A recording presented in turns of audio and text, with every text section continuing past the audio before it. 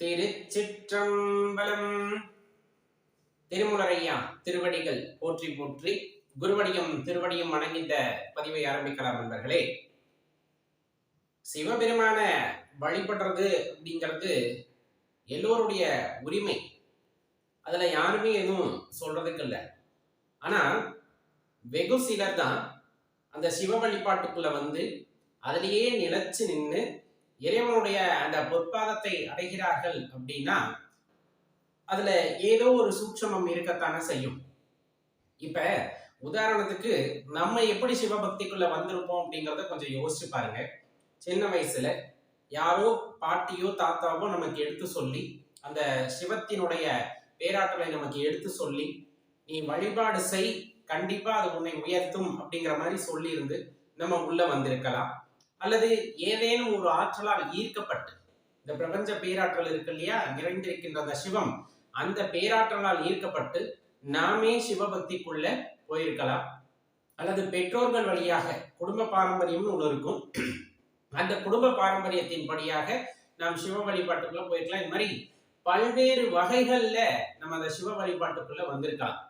ஆனா எத்தனை பேரு அதை விடாப்பிடிவாதமா பிடிச்சோம் அப்படிங்கிறது தான் இந்த இடத்துல இருக்கக்கூடிய பெரிய கேள்வி. ஏன்னா பெரும்பாலும் இந்த பக்தியில ஒரு முக்கியமான விஷயம் என்னன்னா, நம்ம இப்ப சிவத்தை பிடிக்கிறோம் அப்படிங்கிற பட்சத்துல அதுல உறுதிப்பாடோட இருக்கமா அப்படிங்கிறது தான். ஏன்னா இப்ப நம்ம வழிபாடு செய்ய ஆரம்பிக்கின்றோம் அப்படின்னா கொஞ்சம் சிவத்தை பத்தின புரிதல் இல்லாம இருந்ததுன்னா நிறைய பேர் சொல்றதை நம்ம கேட்டு குழம்பிப்போம். எனது சிவபெருமான வழிபடுறியா, எனது சிவத்தை வழிபடுறியா, ஐயோ ரொம்ப ஆபத்து வந்துருமே, உனக்கு கஷ்டம் வருமே, துன்பம் வருமே, இந்த மாதிரி சொல்றதை பார்த்தாலே ஒரு மனிதனுக்கு இயல்பாவே ஒரு பயம் வரத்தான் செய்யும். ஏன்னா வாழ்க்கையில நம்ம எப்படி கற்பனை பண்ணி வச்சிருப்போம்னா, பொன் பொருள் வெள்ளி இந்த தங்கம் வைரம் வைடூரியம் எல்லாம் நிறைஞ்சு அப்படியே ரொம்ப சந்தோஷமா இருக்கிற மாதிரி ஒரு வாழ்க்கையை கற்பனை பண்ணி வச்சிருப்போம். ஆனா இவங்க துன்பம் வந்துடும் அப்படின்னு சொன்னாமே நம்ம என்ன நினைச்சிடுவோம்னா, கையில திருவோடு ஏந்தி தெரு தெருவா போய் பிக்ஷை எடுத்து சாப்பிடக்கூடிய நிலைமை வந்துடுமோ, அல்லது குடும்பம் குட்டியெல்லாம் விட்டு நம்ம தனியா போய் கஷ்டப்படுற மாதிரி நிலைமை வந்துடுமோ அப்படிங்கிற ஒவ்வொருவருக்கும் ஒவ்வொரு மாதிரியான அந்த ஒரு எண்ணங்கள் வந்து அந்த பக்தியில இருந்து ஒரு அடி பின்னாடி வர மாதிரி ஆயிடும். அந்த தவறத்தை நம்ம எப்பவுமே செஞ்சிடக்கூடாது. ஏன் அடியேன் இதை சொல்ல வேண்டியது இருக்கு அப்படின்னா, அந்த சிவம்ங்கிறது பேராற்றல் ஒண்ணு, அந்த பக்தி நமக்குள்ள வர்றதே பெரிய விஷயம். அந்த சிவத்தை நம்ம இருக பற்றி கொள்ளணும்னு நினைக்கிறதே பெரிய விஷயம். அது அவருடைய கருணை. எதுக்காக அவருடைய கருணை அப்படின்னா, எல்லா உயிருக்கும் ஆணவ மனம் இருக்கு, அந்த ஆணவ மனம் தேயணும் அப்படிங்கிறதுக்காக தான் நம்ம இங்க வர்றோம். அப்படியே படிப்படியா குறைஞ்சு ஒரு தெளிவு கிடைக்கணும் அப்படிங்கிறதுக்கு தான் வர்றோம். எல்லாத்துக்கும் இறைவனுடைய கருணை இருக்கு. ஆனா அந்த கருணையை யார் ஏற்றுக்கொள்கிறார்கள் முக்கியம். ஏன்னா நிறைய இடத்துல சொல்லப்படும் இறைவனின் கருணை இருந்தால் தான் இந்த சிவபக்தி வரும் அப்படின்ட்டு. கண்டிப்பா எல்லாத்துக்குமே அந்த கருணை இருக்கு. ஆனா அந்த கருணையை யார் உள்ளபடி ஏற்றுக்கொள்கிறார்கள் அப்படிங்கிறது தான் இந்த இடத்துல முக்கியமான விஷயம். ஐயன் ஆட்கொள்கிறார் அப்படின்னா அதை ஏற்றுக்கொண்டு அதற்கு பிறகு வரக்கூடிய விஷயங்களிலிருந்து நாம் எப்படி அனுபவத்தை பெறுகின்றோம், ஞானத்தை பெறுகிறோம் அப்படிங்கிறது தான் இந்த வாழ்க்கையுடைய பெரிய தாற்பயமே. ஏன்னா கஷ்டம் வந்துடும், ஆபத்து வந்துடும் சொன்னா அப்படியே பின்வாங்கிறது. எங்க போயிடும் அப்படின்னா கொஞ்சம் சொகுசா கேட்டதெல்லாம் கிடைக்கும்னு எந்த தெய்வத்தை பேர் சொல்றாங்களோ அங்க போய் நின்றுக்கலாம் அப்படின்ட்டு. நம்ம கேட்டா சிவமும் கொடுக்கும். எனக்கு வீடு வேணும், பங்களா வேணும்னு கேட்டா சிவமும் கொடுக்கும். ஆனா அதை விட மேலான இன்பத்தை கொடுக்கக்கூடியது அப்படின்னா சிவம் மட்டுமே அப்படிங்கறத நினைச்சுக்கணும். நம்ம படிப்பை கேட்கிறோம், அந்தஸ்தை கேட்கிறோம், அல்லது பணத்தை கேட்கிறோம், எது வேணாலும் எல்லா தெய்வத்திலையும் போய் கேட்கலாம். உயரிய அந்த வீடு பேரு அப்படின்னு சொல்லக்கூடியது, ஞானம் அப்படின்னு சொல்லக்கூடியது, தெளிவுங்கிறது, பிறப்பில்லா நிலை அப்படிங்கறது எல்லாத்தையும் பெருமான் மட்டுமே அருள்வார் அப்படிங்கறத தான் நம்ம புரிந்து கொள்ள வேண்டியது. அப்ப இதுல அந்த துன்பம் வருமா, கஷ்டம் வருமா அப்படின்னா, பொதுவா நம்ம உணர்ந்து கொள்ள வேண்டிய ஒரு விஷயம் அப்படின்னா, இப்ப உதாரணத்துக்கு நம்ம ஒரு படிப்பு படிக்கிறோம், ஒரு மேற்படிப்பு படிக்கிறோம், படிச்சு ஒரு 3 வருஷம் படிச்சா போதும் நீ அப்படின்னு சொல்லிட்டு நமக்கு வந்துட்டு அந்த பட்டம் கொடுத்துறாங்களா, பட்டயத்தை கொடுத்துறாங்களா அப்படின்னு கேட்டா கண்டிப்பா கொடுக்க மாட்டாங்க. ஏன்னா 3 வருஷமும் உங்க கையில புத்தகத்தை கொடுத்துருப்பாங்க, நீ அதை படிச்சியா படிக்கலையாங்கிறத வந்துட்டு அவங்க தெரிஞ்சுக்கணும் இல்லையா. அப்ப என்ன பண்றாங்கன்னா, அப்பப்ப வந்துட்டு ஒரு தேர்வை நடத்துறாங்க.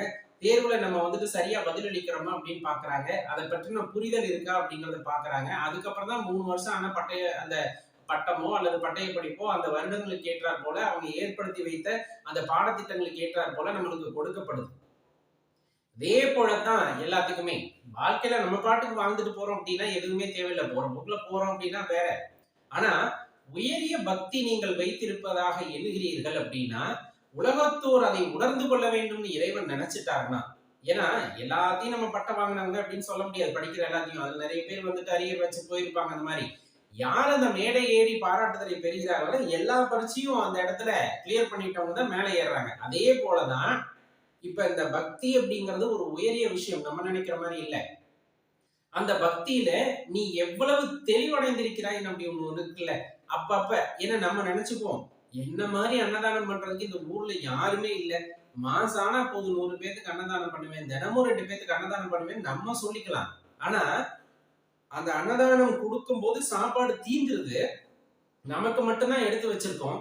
ஒரு சின்ன குழந்தை வந்து கை நீட்டுது, அப்ப அந்த இடத்துல ஏன் பசி பெரிதா தெரியுறதா இல்ல அந்த குழந்தைக்கு நம்ம கொடுக்குறோமா அப்படிங்கிறது ஒரு விஷயம்.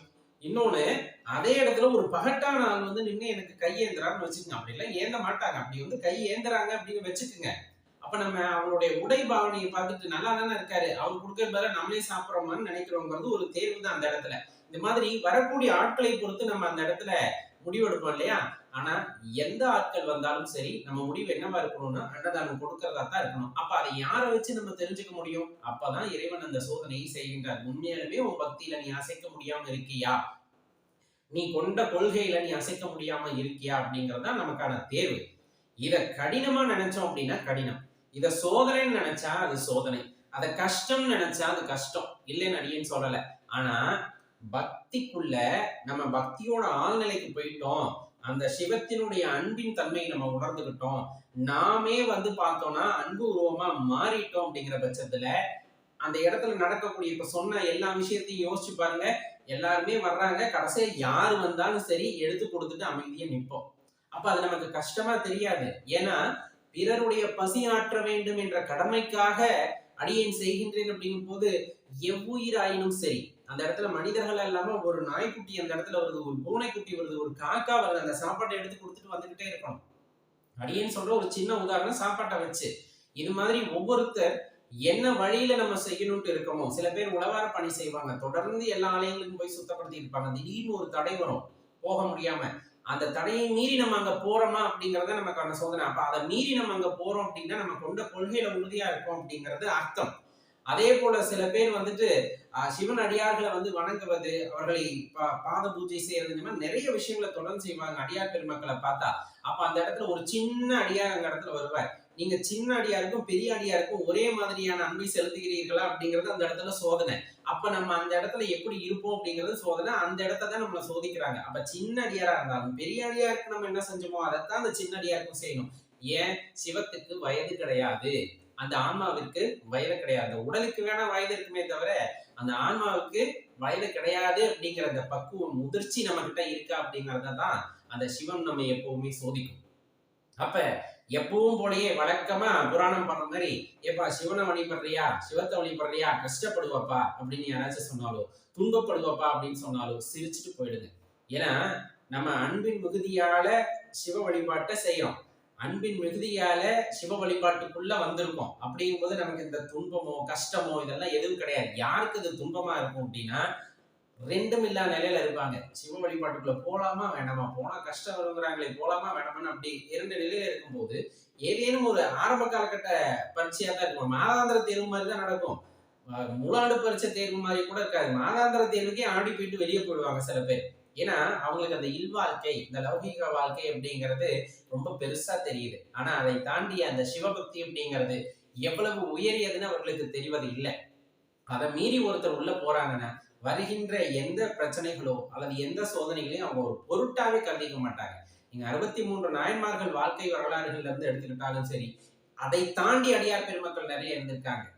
பெரிய புராணத்துல குறிப்பிடப்படாமல் இருக்கின்ற அடியார் பெருமக்கள் அதற்கு அப்புறமும் நிறைய பேர் வாழ்ந்திருக்காங்க. அவங்க வாழ்க்கையில நம்ம எடுத்து பார்த்தோம் அப்படின்னா எந்த ஒரு க்ஷணத்திலும் அந்த சிவபக்தியை விட்டு அவர்கள் இருந்தது இல்லை அப்படிங்கிறத நம்ம தெரிஞ்சுக்கலாம். எப்படி ஒரு சூழ்நிலை வந்தாலும் அவர்கள் கொண்ட கொள்கையில் உறுதியாக இருந்திருக்கிறார்கள் அப்படிங்கிறத நம்ம உணர்ந்துக்கலாம். அப்ப தெளிவா சொல்ல வேண்டியது, நெற்றி நிறைய விபூதியை பூசும் போது அந்த தெளிவு இருக்கணும், மும்மலங்களையும் இருக்க வேண்டும். அதுதான் நம்ம இந்த பிறப்பின் நோக்கமே இல்லையா. அப்படி நெற்றி நிறைய திருநீரை பூசும்போது அப்பா எனது வாழ்க்கை இதுதான், அப்ப இதை நான் முழுமையா உணர்ந்துக்கணும் அப்படிங்கிற பட்சத்துல எனக்கு உன்னுடைய அருள் வேண்டும்.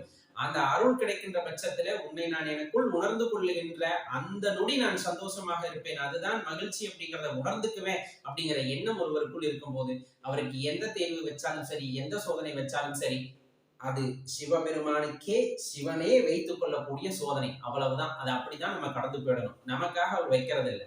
எந்த சோதனை ஆயினாலும் அவர் அவருக்கே வைத்துக் கொள்கிறார். காரணம், நான் எனக்குள் இருக்கின்ற அந்த பரம்பொருளை உணர துடிக்கும் பொழுது, அந்த பரம்பொருள் உணர்ந்த சமயத்தில், கண்டிப்பா அந்த சிவத்தை உணர்ந்த சமயத்தில் அடியேன் இருக்கின்ற இன்பம் அப்படிங்கிறது தன்னிலை மறந்ததாக இருக்கும். காரணம், சிவம் எல்லா இடத்திலும் சர்வ வியாபியாக வியாபித்திருக்கிறது அப்படிங்கும் போது கண்டிப்பா நீக்கமர நிறைந்திருக்கின்ற அந்த பரம்பொருள் என்னுள்ளும் நிறைந்திருக்கிறது. அதை உணர்ந்து கொள்ள ஒரு வாய்ப்பாக இந்த சோதனை எல்லாம் வருகிறது அப்படிங்கும் போது அதை சந்தோஷமா ஏற்றுக்கொள்ளத்தான் வேண்டுமே தவிர அதை தவிர்த்து விட்டு யாரும் செல்ல தேவையில்லை அப்படிங்கிறத தெளிவா புரிஞ்சுக்கணும். சிவாய நம.